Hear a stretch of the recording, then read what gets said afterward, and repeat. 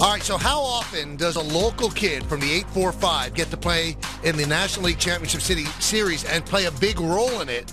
But Joe Panik is that guy, and he's been a big, big part of this run by the Giants, and he's nice enough to join us now on the Michael Kay Show. Joe, it's Michael Kay, Don LaGreca, and Ryan Rucco. Congratulations. How you doing? Doing great. Thanks for having me. I just want to clear one thing up. You know, Ryan's very successful as a broadcaster. Keeps telling us off the air, I was better than Panik when we played. Yes. I can't believe I'm not in the big leagues. What type of player was he? Ooh, he was a scrapper. I'll tell you that. He was definitely second base, a utility guy. He'd be all over the place. And I just think he just didn't get a shot. That's all I really think it was. See, that's my guy coming through for me. Friend. I mean, Joe, I tried to explain to them that when you and I played on the Dutchess Tigers together, you were a shortstop. You hadn't really played second, and the reason you've made the transition to the big leagues to second base was because you watched me so closely that summer, right? Strong words, Joe. Exactly. I mean, just working with him, he showed me a thing or two about footwork and just the quick hands and learn how to avoid runners and stuff. It definitely taught me a lot. All right. Now as we return back to reality, as a young kid, Panik, joining this team, it sounded like, from what I read and what I've seen, Brandon Crawford's been a major influence to you, the shortstop for the San Francisco Giants. How has he helped you? I mean, he's such a good defensive shortstop, like turn-go plays.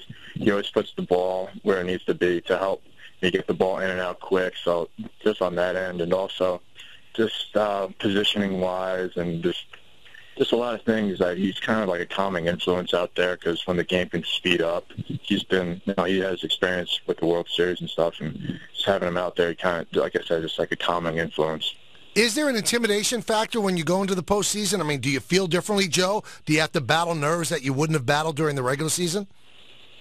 I'm not going to lie. The wild card game in Pittsburgh, it was my first postseason game. There was some nerves going into it. And then once you step into that batter's box and you get locked in right away, and then you kind of treat it as a regular game. Just a little louder and stuff. But honestly, growing up as a New Yorker, as a Yankee fan, you've seen the postseason, you know how it can be. You know what? You also, I know, and I don't know if our audience knows, Joe, but you're a huge Derek Jeter fan. So I know as part of the Jeter, fandom, maybe you've adopted his social media policies, right? You're staying away from all of this, Joe, just like the captain did? Yeah, I mean, I feel like I'm not very good with the social media. I used to have it when I was in college. I didn't tweet much. I like to stay to myself, just staying low-key, and it's like I don't want to get myself in trouble if I really spoke my mind on that type of stuff. Social media is the cesspool of life, Joe. Stay off of it. I'm telling you. I'm just giving you a little bit of advice. Okay, what is it with this Giants team? This is your first postseason with them, but all they do is step up big. Coming up through the system, is there something they teach you? I mean, is there something in the water in San Francisco? Why does this team rise up in big situations all the time? Just this entire organization, they preach competing at the plate, on the mound. They're very big into winning, obviously winning, from rookie ball on up. They take pride in that, and they really try to build winners, not just ball players and athletes, but guys that will go up there and grind out at-bats and make the big pitches in the big spots and not be afraid to take on, the big moments. Now, a couple of hits last night, including scoring the winning run on the wild pitch, but you were 0 for 12, I believe, leading up to that first hit last night. Was your confidence shaken? Did you begin to doubt yourself at all going through your first real struggles of the postseason after a quick start? Honestly, the confidence never really, never leaves, just because you know what type of hitter you are, what type of ball player you are. And honestly, Zimmerman, a couple nights before, threw very well.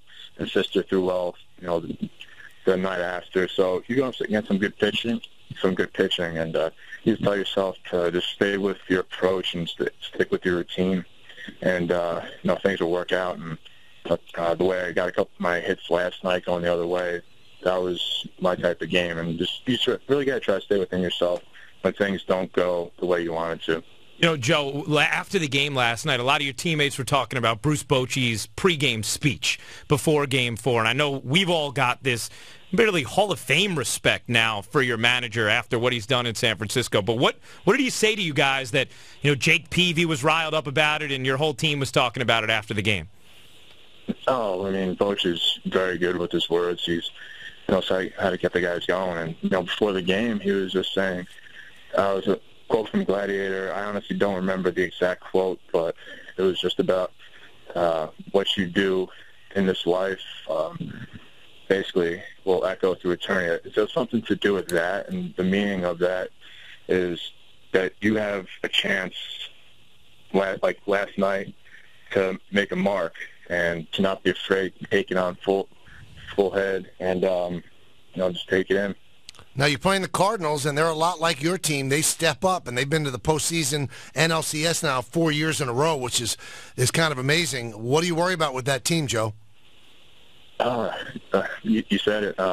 They have experience. They've been there 4 years in a row. They know how to win, and they're going to grind out games. And you know, in situations like that, when you play a team that, you know, has guys that, you know, that are talented, you know, on the mound and in the field, you have to play. You know, you play your game. You have to execute the little things. And for our squad, the way we play, you know, it's built on pitching and defense, and so that's how we're going to have to, you know, start off the series.